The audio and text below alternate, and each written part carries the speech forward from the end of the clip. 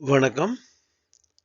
மற்றுமொரு அறிவியல் தொடரிலே உங்களை காண்பதில் மிகுந்த மகிழ்ச்சி. நாம் இப்போது தொடர் 15 நிற்கின்றோம். இந்த தொடர் 15 2 விடயங்களை உள்ளடக்கிய ஒன்று. அதாவது இந்த ஈஜிப்டில் இருக்கின்ற பெரிய பிரமிட், த கிரேட் பிரமிட் என்று அழைக்கப்படுகின்ற அந்த பிரமிட் சம்பந்தமான முழு விவரங்களும், அத்தோடு இந்த பிரமிட்டுக்கு அடியிலே பல ஆயிரம் வருடங்களாக, ஏறத்தாழ 13,000க்கு மேற்பட்ட ஆண்டுகள் இதற்கு அடியிலே மறைந்து வாழ்ந்த வெளி உலக அறிஞர்கள் பற்றிய விவரங்களையும் உள்ளடக்கியது. அவர்களை கீசா இன்டெலிஜென்சஸ் என்று கூடுவார்கள். இன்டெலிஜென்சஸ் என்று சொல்லுகின்றது உளவாளிகள் என்ற தமிழ் இங்கே உளவு பார்ப்பதற்காக அவர்கள் இருக்கவில்லை. அந்த இன்டெலிஜென்சஸ் என்று சொல்வது அறிவின் அடிப்படையிலே மிக உயர்ந்தவர்கள். தங்களுடைய உயர்ந்த அறிவை வைத்துக்கொண்டு பூமியிலே அவர்கள் செய்த திருதாளங்கள் என்ன, பூமியோடும் மக்களுக்கும் உள்ள தொடர்புகள் என்ன, ஏன் இருந்தார்கள், என்ன செய்தார்கள், அவர்களுக்கு என்ன நடந்தது போன்ற விடயங்கள் முழுவதையும் உள்ளடக்கியது. இதிலே நாங்கள் முதலாவது பகுதியை பார்த்துவிட்டோம். அந்த பகுதியிலே நாங்கள் கண்டது, சுருக்கமாக கூறுவதாக இருந்தால், இந்த பிரமிட் எப்போது கட்டப்பட்டது, கட்டியவர்கள் யார், எதற்காக கட்டினார்கள், எவ்வாறு கட்டினார்கள், இதை கட்டுவதற்கு உதவி செய்த தொழிலாளர்கள் ஏனையவர்களுக்கு அங்கே செய்யப்பட்டிருந்த வசதிகள், வாய்ப்புகள் என்ன என்பதை போன்ற விடயங்களை நாங்கள் பார்த்துவிட்டோம். இப்போது நாங்கள் அதன் 2வது பகுதியை காண இருக்கின்றோம். அதிலே நாங்கள் பார்க்க இருப்பது, இது எதற்காக கட்டப்பட்டது என்ற முழு விவரங்களும். இந்த விவரம் பற்றி நான் முதலாவது பகுதியிலே சிறிது குறிப்பிட்டிருந்தேன். குறிப்பாக இப்பொழுது நாங்கள் அது போதாது, அதை தெளிவாக முழுவதை நாங்கள் பார்க்க இருக்கின்றோம். அத்தோடு அங்கே பிற்பட்ட காலத்திலே இது வேறு என்ன என்ன தேவைகளுக்காக பாவிக்கப்பட்டது என்ற விவரங்களும், அங்கே பாதுகாப்பாக வைக்கப்பட்டிருந்த உடல்கள், பேரரசர்கள், ஆலய குருக்கள்கள் போன்றோரின் உடல்கள் நீண்ட காலத்துக்கு பாதுகாத்து வைப்பதற்காகவும் இந்த கட்டிடத்தை பாவித்தார்கள். மம்மிஃபிகேஷன் என்ற முறைப்படி அதை பதப்படுத்தி வைத்திருந்தார்கள். அந்த உடல்களோடு விலை உயர்ந்த நகைகள், தங்கம் அல்லது கற்கள் போன்ற பொருட்களையும் சேர்த்து வைத்திருந்தார்கள். அவ்வாறு வைக்கும் பொழுது இந்த விலை உயர்ந்த பொருட்களை திருடர்களிடமிருந்து பாதுகாப்பதற்காக பல ஏற்பாடுகளையும் அங்கே செய்திருந்தார்கள். அந்த விடயங்கள் பற்றியும், இறுதியாக இந்த பிரமிட் கொண்டுள்ள வானிலை தரவுகள் என்ன என்பதை பற்றியும் நாங்கள் இந்த 2வது பகுதியிலே பார்க்க இருக்கின்றோம். இந்த 2வது பகுதிக்கு நாங்கள் போகும் முதலாவது பகுதியிலே ஏற்பட்ட ஒரு தவறை இங்கே திருத்த வேண்டிய கட்டாயம் இருக்கின்றது. அதிலே இந்த பிரமிட் எப்போது கட்டப்பட்டது என்று நாங்கள் பார்க்கின்ற பொழுது, அது 2026ஆம் ஆண்டு அடிப்படையில் 73,370 ஆண்டுகள் என்று நாங்கள் குறிப்பிட்டோம். அந்த குறிப்பீடு வழமையாக கிறிஸ்து ஆண்டை அடிப்படையாக கொண்டு செய்யப்பட்டது. ஆனால் அது பற்றிய மேலதிக ஆய்வுகள் அது கிறிஸ்து ஆண்டை அடிப்படையாக கொண்டு செய்யப்படவில்லை. அது வேறு ஒரு நிகழ்வை அடிப்படையாக கொண்டு செய்யப்பட்டது என்று கூறுகின்றது. அந்த நிகழ்வு என்னவென்றால், இஸ்லாமிக் ஹெஜ்ரா என்ற நிகழ்வு. அதாவது இஸ்லாமிக் ஹெஜ்ரா என்பது முகமதும் அவரை பின்பற்றியோரும் மக்காவிலே இருந்து மதீனாவுக்கு இடம்பெயர்ந்து சென்ற ஆண்டு. அந்த ஆண்டு கிறிஸ்துவுக்கு பின் 622. இந்த ஆண்டை அடிப்படையாக கொண்டுதான் அவர்கள் எங்களுக்கு 2 ஸ்டெல ஏஜஸ் என்று குறிப்பிட்டிருந்தார்கள். அதன் அடிப்படையிலே அதை நாங்கள் கணக்கிடுகின்ற பொழுது, இன்றைய கணக்கின்படி அது 74,704 ஆண்டுகள் என்ற குறிப்பை எங்களுக்கு தருகின்றது. இதை நான் என்னுடைய தவறு, அதற்காக நான் உங்களிடம் மன்னிப்பு கேட்டுக்கொள்கின்றேன்.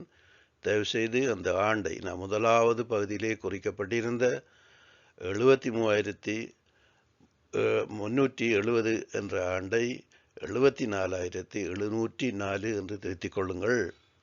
மீண்டும் ஒருமுறை அதற்காக நான் உங்களிடம் மன்னிப்பு கேட்டுக்கொள்கின்றேன், என்னுடைய தவறுக்காக. சரி, இப்பொழுது நாங்கள் இந்த கட்டடம், அதாவது இந்த பிரமிட் எதற்காக கட்டப்பட்டது என்ற கேள்விக்கு ஒரு முழுமையான பதிலை காண முயல்வோம். அதன்படி மேலே ஆரம்பத்திலே இது பூமியிலே ஏற்படுகின்ற அழிவுகளின், இயற்கையினால் ஏற்படுகின்ற அழிவிலே இருந்து அரசர்களையும் மக்களையும் பாதுகாப்பதுதான் அதனுடைய முழுமையான நோக்கம். ஆனால் அவ்வாறு சொல்லிவிட்டால் அது போதாது. காரணம் என்னவென்றால், எதிர்காலங்களிலே எந்த காலத்தில் அந்த அழிவுகள் வரும் என்ற குறிப்புகளும் அல்லது அறிவுறுத்தல்களும் அங்கே கொடுக்க வேண்டியது அவசியம். வெறுமனே கட்டிடம் ஒன்றை கட்டி வைத்து விட்டால் அது பொதுமக்களை பாதுகாப்பதற்கு உதவ மாட்டா. அதற்கு என்ன செய்தார்கள் என்றால், அந்த எதிர்காலங்களிலே எப்பொழுது எல்லாம் அழிவுகள் வரும், பாரிய அழிவுகள் வரும் என்ற விடயங்களை துல்லியமாக கணக்கிட்டு, அது அஸ்ட்ரோனமிக்கல் டேட்டா, அந்த அஸ்ட்ரோனமிக்கல் டேட்டாவை துல்லியமாக கணக்கிட்டு அந்த டேட்டாவின் அடிப்படையிலே தான் இந்த கட்டிடமே வடிவமைப்பு செய்யப்பட்டது. வெறுமனே கற்களை கட்டிய ஒரு கட்டிடம் என்று நாங்கள் எடுத்துக்கொள்ள முடியாது. இதிலே பல்வேறு அம்சங்கள், வியப்புகள் இருக்கின்றன. அதை நாங்கள் பார்க்கலாம். எங்களுக்கு தெரியும், நாங்கள் பூமியிலே எப்போது எல்லாம் அழிவுகள் ஏற்பட்டன என்ற விடயம் எங்களுக்கு தெளிவாகவே தெரியும். நாங்கள் முதல் அந்த டிஸ்ட்ரோயர் என்ற அந்த கிரகத்தினுடைய முழு அழிவுகளையும் நாங்கள் முன்னர் பார்த்து விட்டோம்.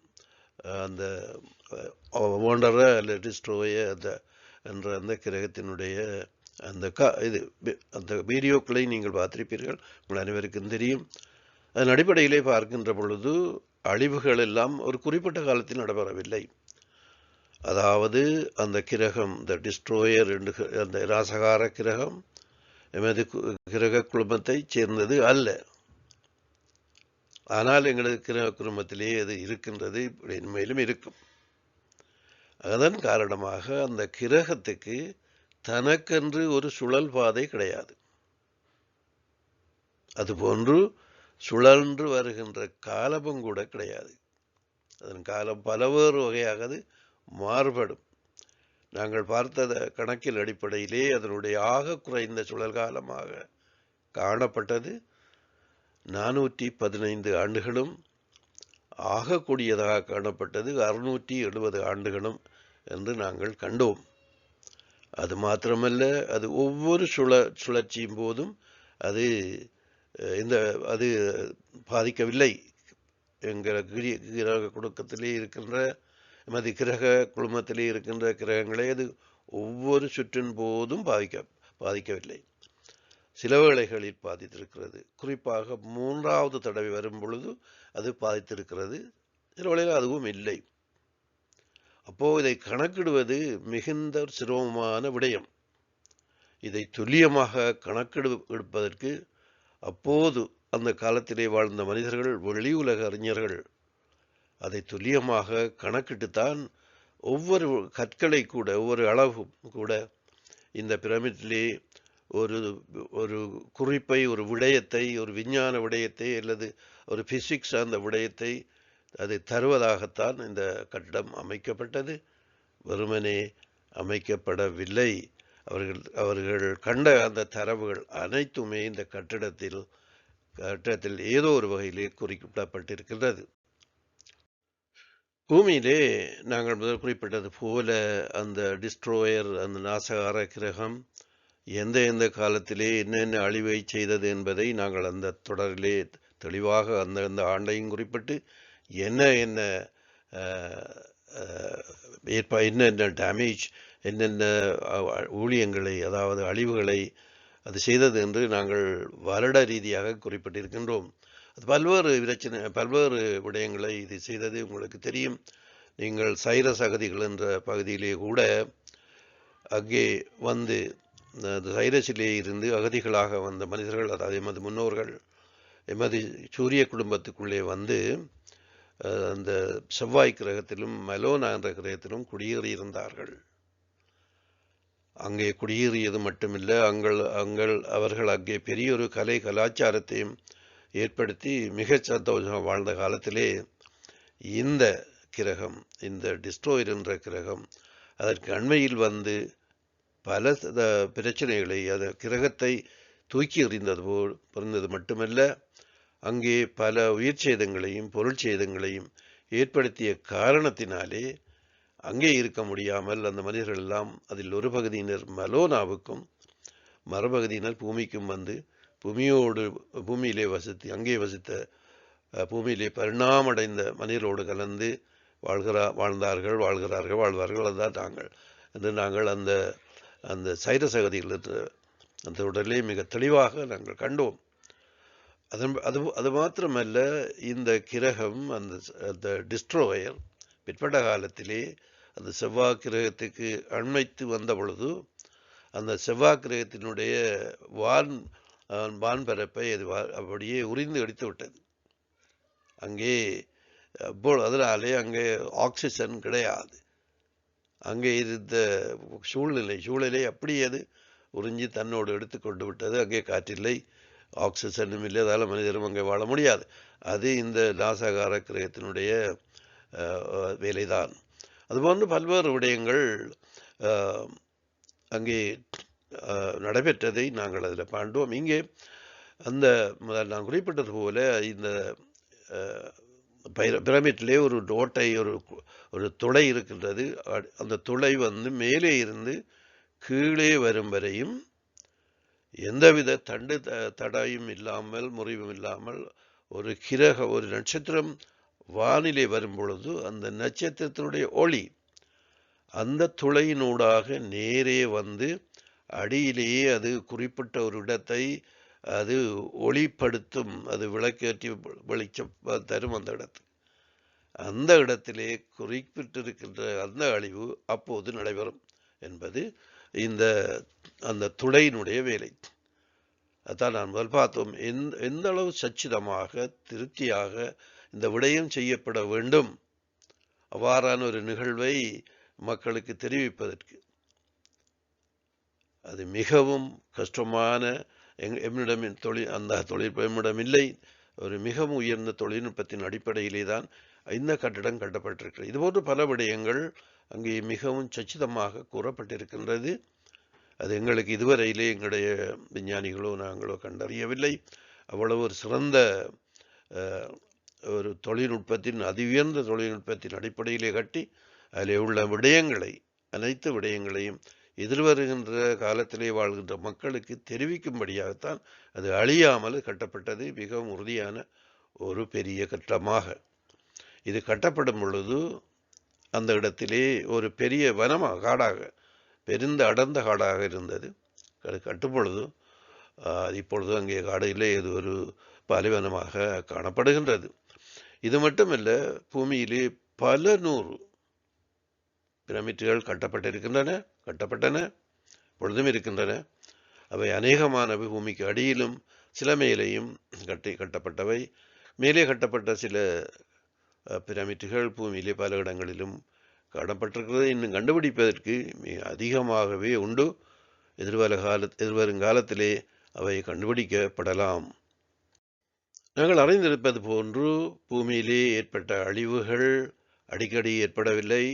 ஒரு அழிவுக்கு பல 1000 வருடங்களுக்கு பிறகுதான் மற்றொரு அழிவு வரும். சில வேளை சிறுசாக இருக்கும், சில வேளைகளில் பெரிதாக இருக்கும். உங்களுக்கு தெரியும், அந்த பைபிளிலே கூறப்பட்ட அழிவுகள் அப்போது வாழ்ந்த மனிதர்களில் 3 மடங்கு இல்லாமல் போய்விட்டார்கள் அந்த பெருவெள்ளத்திலே. அதை ஏற்படுத்தியது இந்த நாசகார கிரகத்தான். இவ்வாறான அழிவுகள் மிகவும் பயங்கரமானவை.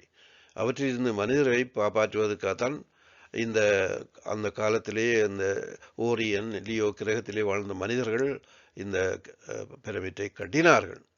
ஆனால் நீண்ட காலத்துக்கு ஒரு தரம் தான் அது பாவிக்கப்படும் என்ற காரணத்தினாலே இடைவெளியிலே மிக தூரமான இடைவெளி அது கைவிடப்பட்டிருந்தது. அதனால் அது பழுதடைந்து பிறகு 2 முறைகள் அது திருத்தப்பட்டதை நாங்கள் முதலாவது பகுதியிலே கண்டோம். பிற்பட்ட காலத்திலே அவை வெறுமனே இருந்த காரணத்தினாலே அப்போது வாழ்ந்த அரசர்கள் இறக்கின்ற பொழுது, அதுபோல ஆலய குருக்கள் மாறம் இறக்கின்ற பொழுது அவர்களுடைய உடலை நீண்ட காலத்துக்கு பாதுகாத்து வைப்பதற்காகவும் இதை பாவித்தார்கள். அது மட்டுமல்ல, அரசர்களுடைய முடிசூட்டு விழாக்கள், திருமண விழாக்கள் போன்ற ஏனைய விழாக்களுக்காகவும் இது பாவிக்கப்பட்டது. குருக்கள் அரசர்கள் போன்ற உடலை இங்கே பாதுகாப்பாக வைத்தது போல அந்த ஈஜிப்டிலே வேறொரு இடத்திலேயும் இந்த உடல்களை மம்மிஃபிகேஷன் செய்து பாதுகாப்பாக அடக்கம் செய்திருக்கிறார்கள். அந்த இடத்தை பஹாரியா என்று கூறலாம். ஈஜிப்டிலே உள்ள பஹாரியா என்ற இடத்திலே அங்கு நிறையவே இந்த மம்மிஃபிகேஷன் செய்த உடல்கள் அடக்கம் செய்யப்பட்டிருக்கின்றன. ஏறத்தாழ 10,000 உடல்கள் அங்கே அடக்கம் செய்யப்பட்டிருக்கின்றது. அது மாத்திரமல்ல, ஒரு விசேடம் என்னவென்றால், அங்கே அடக்கம் செய்திருக்கின்ற உடல்களோடு சேர்த்து வைக்கப்பட்ட ஆபரணங்களும் தங்கங்களும் இங்கே வைக்கப்பட்ட இந்த பிரமிட்டுக்குள்ளே வைக்கப்பட்டதை விட அதிகமாக வைத்திருக்கிறார்கள், மிக கூடுதலாக. அவற்றில் அவை 10,000 இன்னும் கண்டுபிடிக்கப்படவில்லை, ஒரு சில மட்டும் தான் கண்டுபிடிக்கப்பட்டிருக்கின்றது. எதிர்வரும் காலங்களிலே அவை கண்டுபிடிக்கப்படலாம். இந்த வேறு காரணங்களுக்காக பாவிக்கப்பட்டது அண்மை காலத்தில் இருந்துதான். அதை கிட்டத்தட்ட கிறிஸ்துவுக்கு முன் 10ஆம் நூற்றாண்டு தொடக்கம்தான் அது வேறு விடயங்களுக்காக, அரசருடைய முடிசூட்டு விழாக்கள், திருமண விழாக்கள் போன்ற ஏனைய விடயங்களுக்கும் அது பாவிக்கப்பட்டதோடு இந்த அரசர்களையும் ஆலய குருக்கள் மாரையும் இறந்தவருடைய உடலை பதப்படுத்தி அங்கே செய்கின்ற கருமம் கிறிஸ்துவுக்கு பின் 10ஆம் நூற்றாண்டுக்கு பிறகுதான் அது ஏற்பட்டது. அதற்கு ஒரு பின்னணியான ஒரு காரணத்தை நாம் காண்பதாக இருந்தால், ஆரம்ப காலத்திலே இதை கட்டியவர்கள் வெளியுலக அறிஞர்கள். அவர்கள் தங்களுடைய இறந்த உடலை பாதுகாத்து வைப்பது உண்டு.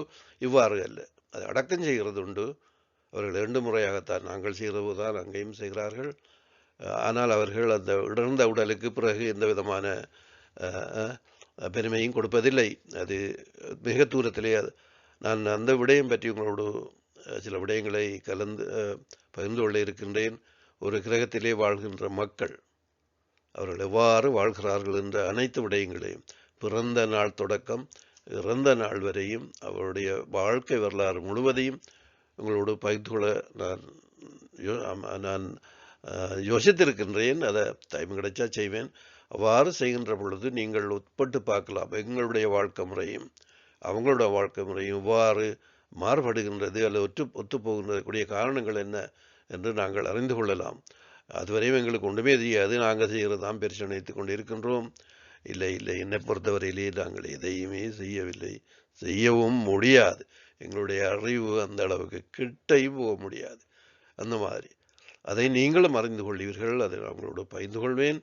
இங்கே உடல் நீண்ட காலத்துக்கு நான் என்ன சொல்ல வந்தேன் என்றால், ஆரம்ப காலத்திலே இந்த உடல்களை அங்கே பாதுகாப்பாக வைக்க முடியாமைக்கு காரணம் அது வெளி உலக அறிஞர்கள் இருந்த காலம். அவர்களுக்கு இந்த எல்லாம் சரி வர மாட்டாது, அவர்கள் வைக்கிறதும் இல்லை. பிற்பட்ட காலத்திலே பூமியிலே பிறந்த மனிதர்கள் அரசர்களாக வந்த காலத்திலே தான் இது நடைமுறைப்படுத்தப்பட்டது. அப்போதுதான் இவர்களுக்கு இந்த நம்பிக்கை இருந்தது, கடவுள் நம்பிக்கையும் சம்மத நம்பிக்கை எல்லாம் இருந்தது. அந்த நம்பிக்கைகளின் அடிப்படையிலே தான் இந்த உடல்களை மம்மிஃபிகேஷன் செய்து பாதுகாக்க முயன்றார்கள். வெளியுலக அறிஞர்கள் அப்படியெல்லாம் செய்வதிலே அது அவர்களது நம்பிக்கைக்கு கிட்டையும். நம்பிக்கை என்றது அவங்கள்ட்ட உண்மை மட்டும்தான். அந்த உண்மையை அவர்கள் அறிவார்கள் என்ற காரணத்தினாலே இந்த உடல்களை அவர்கள் நீண்ட காலத்துக்கு பழுதுபடாமல் இருக்க வேண்டும் என்று பாதுகாத்து வைத்ததோடு அதனோடு சேர்த்து நிறையவே நாம் முன்னது போல தங்கம், மற்றதுக்கு இரத்தின கற்கள், விலை உயர்ந்த கற்கள், ஆபரணங்கள் போன்றவற்றையும் கூட சேர்த்து அங்கே வைத்திருந்தார்கள். அவ்வாறு அந்த பொருட்களை அங்கே வைக்கின்ற பொழுது அவற்றை திருடர்களிடமிருந்து காப்பாற்றுவதற்கான ஏற்பாடுகளையும் அவர்கள் செய்திருந்தார்கள். அவர்கள் முன்னரே அறிந்திருந்தார்கள் திருடர்கள் இவற்றை கட்டாயம் திருடுவார்கள் என்று. அவ்வாறு யாராவது திருட முயன்றால் அவர்களை கொல்வதற்கான ஏற்பாடுகளை முன்னரே அவர்கள் செய்திருந்தார்கள். நாங்கள் கேட்டிருந்தோம். அங்கே உள்ளே போன மனிதர்கள், ஆய்வாளர்கள் கூட எந்தவித காரணமுமின்றி இறந்தார்கள். அது இதுவரை அந்த காரணம் கண்டுபிடிக்கப்படவில்லை. அதற்கான சரியான காரணத்தை நீங்கள் அறிய போகிறீர்கள். அது என்ன? அங்கே 2 வகையான ஏற்பாடு செய்திருந்தார்கள். அதாவது உடனே கொல்லுதல், பின்னர் கொல்லுதல் என்ற வகையான ஏற்பாடு. அது என்ன என்பதை நாங்கள் இங்கே பார்க்க போகின்றோம். அந்த பாதுகாப்புகள் நாம் கண்டது போல 2 வகைப்படும். அதாவது 2 வகை என்று கூறுகின்ற பொழுது, அங்கே அந்த மம்மிக்கு வைக்கப்பட்டிருக்கின்ற இடத்துக்கு உள்ளே யாராவது நுழைந்தால் அவர்களை உடனே கொல்லுதல் என்ற ஒரு முறை. அது தவிர அந்த மம்மியை தொட்டு அதிலே அருகிலே போய் அதோடு தொடர்பு படுகின்ற அனைவரையும் கொல்லுதல். அது உடனே நடக்காது, அடுத்த நாள் நடக்கும். உடனே அல்ல, ஓரிரு தினங்களில் அல்லது ஒரு வாரங்களில், சில சந்தர்ப்பங்களில் ஒரு மாதம் கூட அது சென்றிருக்கின்றது. அவ்வாறான ஏற்பாடுகளை, அந்த 2 வகையான ஏற்பாடுகளை அவர்கள் செய்திருந்தார்கள். இதுக்கு உடனே கொல்லுதல் அல்லது ஓரிரு தினங்களில் கொல்லுதல் என்ற விடயங்களுக்கு ஆக தனித்தனியான நஞ்சு தாவரங்களை அவர்கள் பாவித்தார்கள். உடனே கொல்லுதலுக்கு ஒரு நஞ்சு தாவரமும், இன்னொரு நாள் கழித்து கொள்வதற்கு மற்றொரு வகையான நஞ்சு தாவரமும் அவர்கள் இதுக்காக பாவித்தார்கள். முதலாவதாக, அதாவது 2 தினங்களுக்கு பிறகு கொல்லுதல் என்ற அடிப்படையிலே பார்க்க போனால், அவர்கள் பாவித்த அந்த நஞ்சு பொருள் பிக்கஸ் இண்டிகா கஸ்டஸ் என்று சொல்லப்படுகின்ற ஒரு வகை கள்ளி. அது நாங்கள் கள்ளி தெரியும், முள்ளுகள் உள்ள இது. அந்த களியிலே, அந்த களியினுடைய கனி அந்த பழத்திலே வளைத்த மேற்பகுதியிலே மிகச்சிறிய, எமது மயிரிலும் சிறிதான முட்கள் இருக்கு, நிறையவே இருக்கும் முட்கள். மிகச்சிறிய, எமது கண்ணுக்கு சாதாரணமாக தெரியாத மிகச்சிறிய முட்கள். இந்த முட்களை தமது வேலையாட்களை, அடிமைகளை அனுப்பி அவர்கள் சேகரித்து அவற்றை அந்த நச்சு பொருட்களை கையாளுகின்ற அறிஞர்களிடம் கொடுத்து அதை நஞ்சூட்டி அதை பதப்படுத்தி அதை வைத்துக் கொள்வார்கள். அந்த சேகரித்த முட்கள் அந்த பொய்ஷனியஸ் என்று அழைக்கப்படுகின்ற அந்த நச்சு பொருட்களை கையாளுவதிலே தைத்திருந்த மனிதர்களிடம் கொடுத்து தான் அதை செய்து வைத்துக் கொள்கிறார்கள். இந்த பொய்சனியஸ் என்று கூடுபவர்கள் பொதுவாக அரச ஊழியர்கள், அதாவது அரசர்கள் வழங்குகின்ற கொலை தண்டனையை நிறைவேற்றுகின்ற ஊழியர்கள் தான் இவர்கள். இவர்கள் நஞ்சை பற்றி மிகவும் தெளிவாகவே அறிந்த மனிதர்கள். இவர்களை பற்றி நாங்கள் மேலதிகமாக அறிவதாக இருந்தால், உங்களுக்கு தெரியும், அந்த காலத்திலே சாக்ரட்டிஸ் போன்றோர் கிரேக்கத்திலே கொலை செய்யப்பட்டவர்கள் அரச கட்டளைப்படி அவரை நஞ்சூட்டி கொன்றார்கள். அதாவது தெய்வத்துக்கு எதிராக அவர் செயற்பட்டார் என்ற குற்றம், தெய்வ நிந்தனை செய்தார் என்று அவருக்கு மரண தண்டனை வழங்கப்பட்டது. அது அந்த விடயத்தில் அவங்களும் கொஞ்சம் விளக்கமாக கூறுவதாக எவ்வாறு இது செயற்படுகிறது என்று. இந்த பொய்சனியஸ் இந்த விடயங்களில் மிகவும் சிறப்பான அறிவை பெற்றவர்கள். அந்த கொலை செய்த அந்த நாளிலே அந்த பொய்சனியர் என்பவர் அந்த ஒரு கிண்ணத்திலே அந்த நஞ்சு பொருளை கொண்டு வருகிறார். அவர் சாக்ரட்டிட்ட கொடுக்கிறார், இதை நீங்கள் குடியுங்கள் என்று சொல்லி. அப்பொழுது அந்த சாக்ரட்டிஸ் கேட்கிறார், இது எனக்கு என்ன செய்யும் என்று சொல்லி. இதை குடித்துவிட்டு நீங்கள் இந்த வராந்தாயிலே முன்னும் பின்னும் மெதுவாக நடவுங்கள் என்று சொல்றார். நீங்கள் நடந்து வருகின்ற பொழுது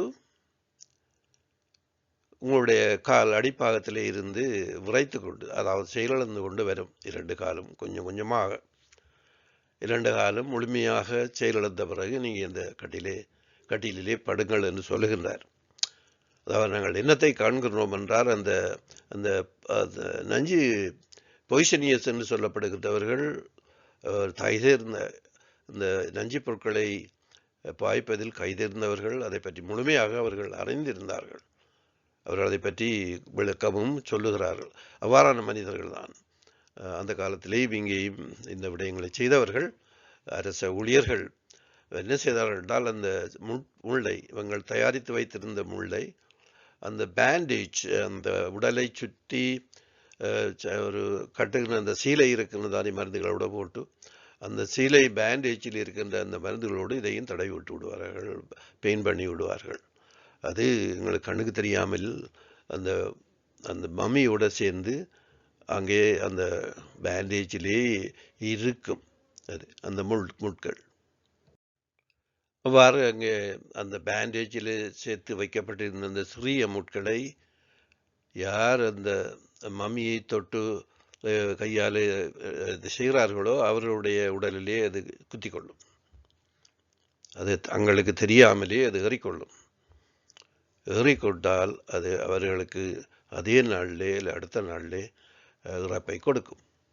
இதிலே மற்றொரு விசேடம் என்னவென்றால், இவர்கள் பாவித்த இந்த நஞ்சு பொருட்கள் பல ஆயிரம் வருடங்களுக்கு தன்னுடைய செயல்திறனிலே எந்தவித இழப்பும் இல்லாமல் செயற்படும். அவ்வாறான நஞ்சு பொருட்கள் தான் அவர்கள் பாவித்தவை. அது எப்படி அது கொல்லும், கட்டாயமாக கொல்லும். அது அது செயலிழந்து விட்டது என்ற ஒரு நிலை அங்கே இல்லை. இது முதலாவது, அதாவது அடுத்த நாள் அல்ல அடுத்த வாரம் கொலை செய்வதற்காக பாவிக்கப்பட்டது.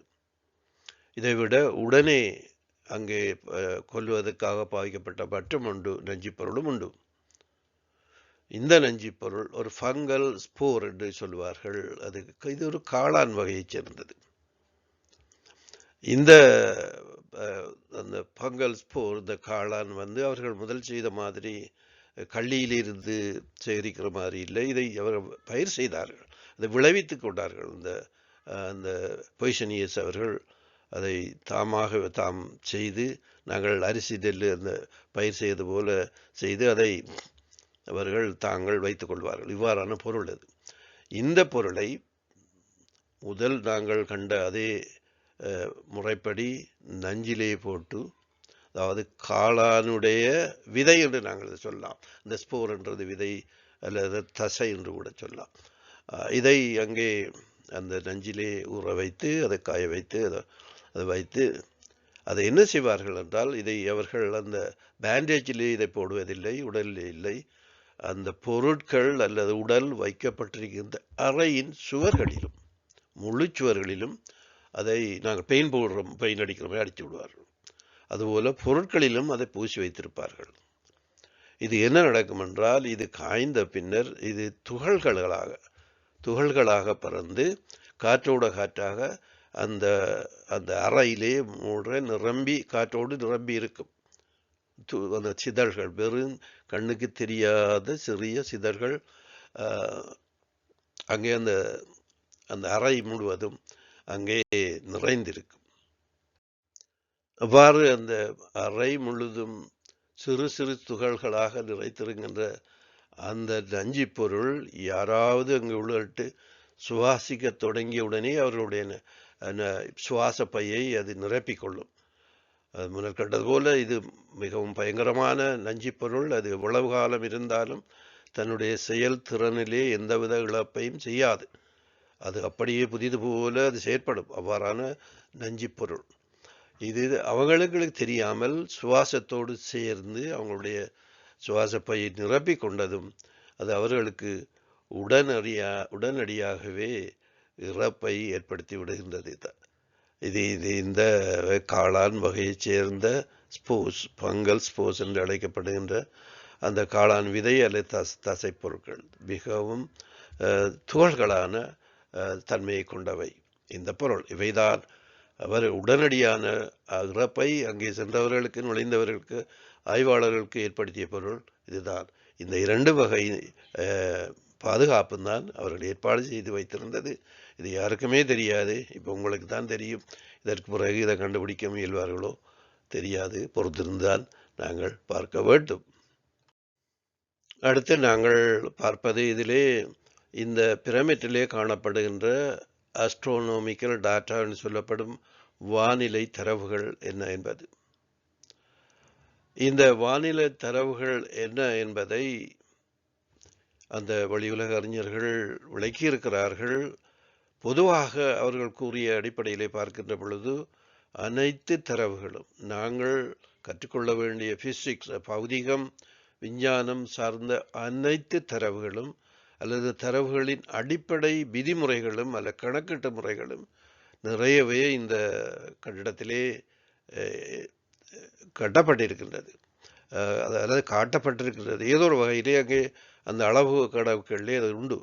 நாங்கள் முதல் பார்த்தது போல இதனுடைய உயரத்தை நாங்கள் 152.5 மீட்டர் என்று பார்த்தோம். அது சூரியனுக்கும் பூமிக்கும் இடையிலே உள்ள தூரத்தை குறிப்பதற்காக காட்டப்பட்ட அந்த அளவு. அதுபோல் இப்பொழுது அது இல்லை. இப்பொழுது 146, 148 அப்படித்தான் இருக்கின்றது. அது மட்டுமல்ல, முதலாவது தடவை சலூக் அரசனதை திருத்துகின்ற பொழுது அந்த சுண்ணாம்பு கலவையிலே அடுத்து வருகின்ற அந்த பேரழிவு எப்பொழுது நடைபெறும் என்பதை அங்கே குறியீடுகள் மூலம் காட்டியிருந்தான் என்று நாங்கள் முதலாவது பார்த்தோம். இதுபோன்று பல்வேறு அம்சங்கள் இந்த கட்டிடத்திலே காணப்படுகின்ற அனைத்து அம்சங்களும், நீளம், அகலம், உயரம், அந்த கட்டத்திற்குள்ளே இருக்கிற முழு அளவுகளும் ஒரு சயின்ஸ் அல்லது பிசிக்ஸ் சம்பந்தமான அடிப்படை கோட்பாடுகளை உள்ளடக்கியவை. இது வெறுமனே ஒரு பெரிய கற்களாக வைத்திருக்கின்ற பெரிய ஒரு கட்டிடத்தை அந்த வெளி உலக அறிஞர் கட்டவில்லை. இது முழுதும் என்னை பொறுத்தவரையிலே என்னை கேட்டால் நான் சொல்லுவேன், இது ஒரு அறிவியல் கூடம், அறிவியல் விஞ்ஞான கூடம் என்று நான் கூறுவேன். இதுவரை இதிலே இருக்கின்ற விடயங்கள் ஒன்றையும் நாங்கள் அறிந்து கொள்ளவில்லை, எமது விஞ்ஞானிகளும் புரிந்து கொள்ளவில்லை அல்லது அவர்கள் அதை ஆயவில்லை என்று நாம் கூறலாம். ஆனால் இதிலே இருப்ப அனைத்து விடயங்களையும் நாங்கள் அறிவோம். ஆனால் அது எமது அறிவை, எமது விஞ்ஞான அறிவை, தொழில்நுட்பத்தை மிக மிக அதிக தூரத்துக்கு இலகுவாக எடுத்துச் செல்வதற்கான ஏற்பாடுகளை அல்லது வழிமுறைகளை இது கொண்டிருக்கின்றது என்று நாம் கூறலாம். இந்த வெளியுலக அறிஞர்களின் கூற்றின்படி இந்த கணக்கீடுகள் தெரிய வரும் பொழுது பூமியிலே உள்ள விஞ்ஞானிகள் தங்களுடைய தொழில்நுட்பத்தை மிக வேகமாக உயர்த்தி கொள்ள முடியும் என்று கூறுகின்றார்கள். அதாவது இவர்கள் தொழில்நுட்பத்தை மிக உயர்ந்த நிலைக்கு உயர்த்தி செல்ல முடியும் என்று சொல்வது எங்களுக்கு இந்த வான் பயணத்தை மிகவும் வேகமாக எங்களுக்கு தெரிவிக்கும் அல்லது எங்களுக்கு செய்யக்கூடிய வசதிகளை தொழில்நுட்பத்தை தரும் என்ற குறிப்பிலே அது கூறப்பட்டிருக்கின்றது. என்ன காரணம் என்றால், நாங்கள் பூமியிலே வாழ்கின்ற நாங்கள் மிக வேகமாக கெதியாக இந்த பூமியிலே இருந்து வெளிக்கிட வேண்டும். இங்கே ஆக்சிஜன் இடம் போன்றவை எல்லாம் குறைந்து கொண்டு போகின்றது. இந்த ஆக்சிஜன் இல்லாமல் போவதற்கு முதல் அங்கே இங்கேருந்து வெளிக்கிட வேண்டும். அதில் எந்தவித பிற்போடல்கள் எந்தவித கணக்கும் பார்க்க முடியாது. அந்த விடயத்தை கூட இந்த பிரமிட் கொண்டிருக்கிறதாக கூறுகின்றார்கள். அதாவது ஆகாய பயணம் என்று சொல்வது மிகவும் இலகுவான ஒரு விடயம் அல்ல, மிகவும் காம்ப்ளிகேட்டட், மிகவும் பிரச்சனையான ஒரு விடயம். அதற்கு மிக மிக உயர்ந்த தொழில்நுட்பம் வேண்டும். நான் ஒரு சில உதாரணங்களை கூறுவதாக இருந்தால், எங்களுடைய பிளேனிலே நாங்கள் ஒரு நாட்டிலே இருந்து இன்னொரு நாட்டுக்கு கொண்டு இறங்குற மாதிரியான பயணம் அல்ல ஆகாய பயணம். இந்த ஆகாய பயணம் என்பது அவர்கள் இப்பொழுது பாவிக்கின்ற த பீம் ஷிப்ஸ் சோர்சஸ் அடிப்படையில் இருக்கின்றது என்பது பல்வேறு வகையான டிரைவ்ஸ்களை கொண்டவை. எங்களுடைய பிளேன் மாதிரி ஒரே டிரைவ் இல்லை, அது இண்டஸ்ட்ரியல் டிரைவ், கிரகங்களுக்கு இடையிலே பயன்படுகின்ற டிரைவ், பிரபஞ்சங்களுக்கு இடையிலே பயணம் செய்கின்ற டிரைவ் என்று வித்தியாசமான டிரைவுகளை கொண்டவை. அந்த ஒவ்வொரு டிரைவுகளுக்கு நீங்கள் பிரபஞ்சங்களுக்கு இடையிலே பயணம் செய்கின்ற பொழுது அதுக்கு அதுக்கு எவ்வாறு செய்ய வேண்டும் என்ற இதுகள் கட்டுப்பாடுகளும் உண்டு. அந்த பிரபஞ்சங்களுக்கு இடையிலே பயணம் செய்கின்ற பொழுது முன்னாலே இருக்கின்ற ஒரு ஆப்ஜெக்ட், ஒரு பொருள் 154 மில்லியன் மீட்டருக்கு அங்காலே கணக்கிடப்பட்டு நிறுத்தப்பட வேண்டும் என்ற கட்டுப்பாடுகளும், நாங்கள் ரோட்டிலே ஓடுற மாதிரி 100 மைல் ஓடும், 50 மைல் ஓடும், 60 மைல் ஓடுறன்ற மாதிரி தான். அப்படியான கட்டுப்பாடுகள் எல்லாம் நிறைய உண்டு. பாருங்கள், ஒரு மிக பயங்கரமான வேகத்திலே வருகின்ற ஒரு ஆகாய விமானம் 154 மில்லியன் ஒளி வருடம் அந்த மீட்டருக்கு அங்காலே கணக்கிட வேண்டும் என்றால் அது துல்லியமாக அதை கணக்கெடுக்கின்ற கருவிகள் நமக்கு வேண்டும். அது மட்டுமல்ல, ஆகாய பயணத்திலே நாங்கள் செல்லுகின்ற பொழுது அங்கே பல்வேறு விடயங்களை நாங்கள் கணக்கிட வேண்டிய கட்டாயம் எங்களுக்கு இருக்கின்றது. அதாவது ஆகாயத்திலே பரந்த வழியிலே பல்வேறு அதிர்வு நிலைகளிலே, எனர்ஜி நிலைகளிலே இந்த சூரிய குடும்பங்களும் ஏனைய பொருட்களும் இருக்கின்றன. அவற்றை நாங்கள் கண்டபடி கடந்து போக முடியாது. சில விடயங்கள் அந்த அதிர்வு நிலைகள் வித்தியாசம், அது டைம் ஷிஃப்டிங் என்ற இடங்கள் எல்லாம் இருக்கின்ற பொழுது அவற்றை துல்லியமானாக காணவும் முடியாது. எங்களோட கண்ணுக்கு சில இது தெரியவும் மாட்டாது.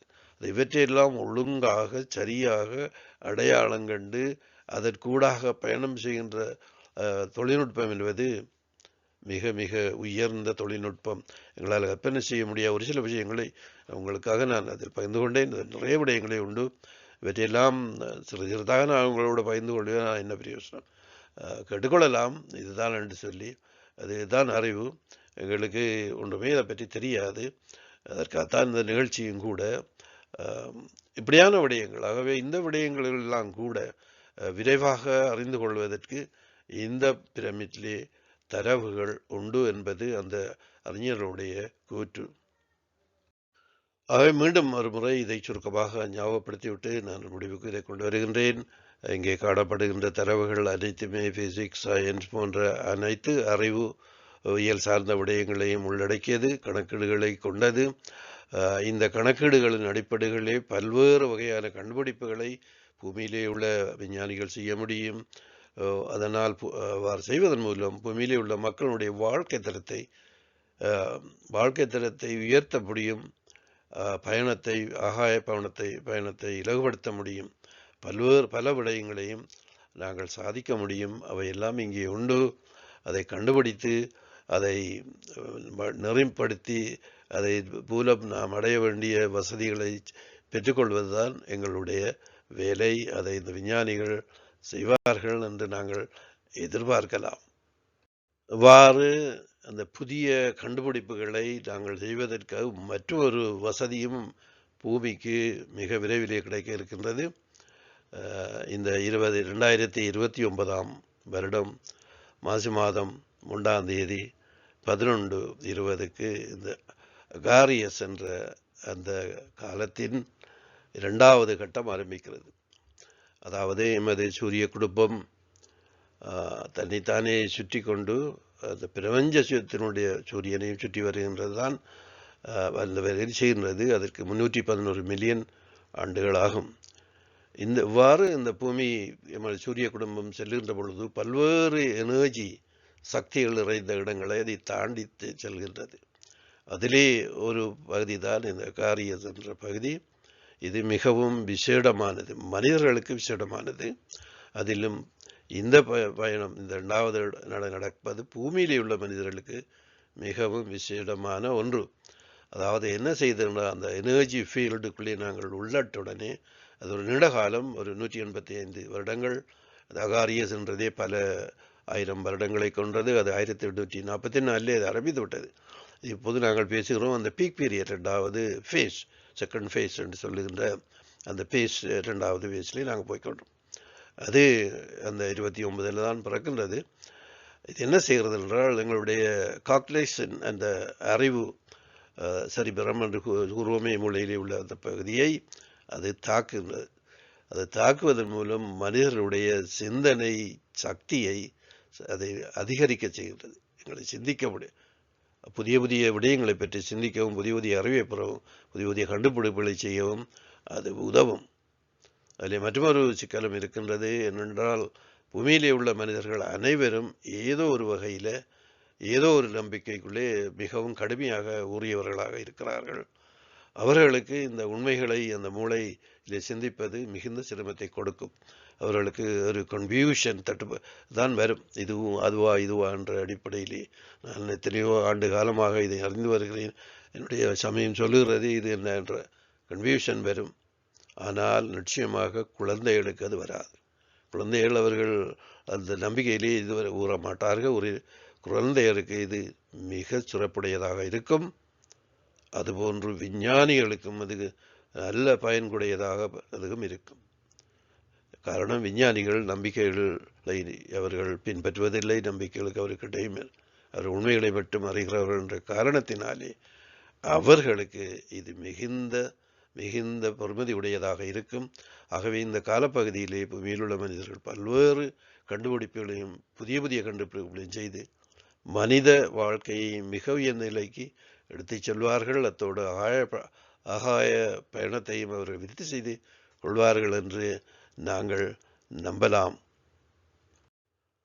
இத்தோடு இந்த இரண்டாவது பகுதியை ஒரு முடிவுக்கு கொண்டு வருகின்றேன். பொறுமையோடு இவ்வளவு நேரமும் நீங்கள் இதை கேட்டுக்கொண்டிருந்த உங்கள் அனைவருக்கும் நான் நன்றி கூறுகின்றேன். இந்த விடயங்களை நான் அடிக்கடி உங்களோடு பகிர்ந்து வருகின்றேன். இதுவரை கிட்டத்தட்ட 3.5 வருடங்களாக செய்து கொண்டு வருகின்றேன். ஒவ்வொரு மாதமும் 1 என்ற அந்த காணொளிகளை இதை தமிழ் மக்களுக்காக ஒரு சேவையாக நான் செய்கின்றேன். இதுக்கு கிடைக்கின்ற பெரிய வரவேற்பு இருக்கிறதாக எனக்கு தெரியவில்லை. அதை நாங்கள் பார்க்கின்ற பொழுது நீங்களும் பார்க்கலாம். இந்த ஒவ்வொரு வீடியோவும் 30, 40, 50 பேர் தான் பார்க்கிறார்கள். பல மில்லியன் தமிழ் மக்கள் இந்த பூமியிலே நிறையவே வாழ்கிறார்கள். இருந்தும் அதை பார்ப்பவர்களின் தொகை மிக குறைவு. அது எதை சொல்லுகிறது என்றால், தமிழ் மக்களாகிய நாம் அறிவிலே மிக குறைந்த நிலையில் தான் இருக்கிறோம். அல்லது அறிவு என்பதே எங்களுக்கு இல்லை என்றுதான் கூற வேண்டும். பல மில்லியன் மக்களிலே 20 பேர் இந்த அறிவு உடைய விடயங்களை பார்ப்பார்கள் என்றால் அதை வைத்தே நாங்கள் கணக்கிடலாம். அது 1, 2 அல்ல, நான் சொன்ன மாதிரி 3.5 வருட கணக்குகள் நீங்களே பார்க்கலாம். என்ன காரணம் என்றால், எங்களுக்கு இதிலே சொல்லப்படுகின்ற இந்த உண்மைகளை புரிந்து கொள்வதற்கான அடிப்படை அறிவு இல்லை. நான் பலரிடம் கேட்ட பொழுது அவர்கள் கூறினார்கள், நாங்கள் பார்க்கிறோம் கேட்கிறோம், ஆனால் நீங்கள் என்ன பேசுகிறீர்கள் என்று விளங்கவில்லை என்று கூறுகிறார்கள். அதாவது இந்த விடயங்களை புரிந்து கொள்வதற்கான அடிப்படை அறிவு எம்மிடம் இல்லை என்பதுதான் அதனுடைய விளக்கம். தயவுசெய்து விளங்கிக் கொள்ள முயலுங்கள். என்னால் முடியும் என்றால் உங்களால் முடியும். ஆனால் உங்களுடைய மனம் அப்படி சொல்லுகின்றது, வேறு ஒன்றுமில்லை. எந்த ஒரு விடயத்தையும் நாங்கள் அறிந்து கொள்ள முடியும் எங்களுடைய மூளை பலத்துக்கு ஏற்றபடி. ஆனால் எல்லாத்தையும் நாங்கள் அறிந்து கொள்ள முடியாதுதான் உண்மைதான். ஆனால் நாங்கள் இதை அறிந்து கொள்ள வேண்டிய கட்டாயம் இருக்கின்றது. இது எம்மோடு, எமது வாழ்க்கையோடு, எமது எதிர்காலத்தோடு சம்பந்தப்பட்ட விடயங்கள். நாங்கள் பார்க்கின்ற அனைத்துமே இதுதான்.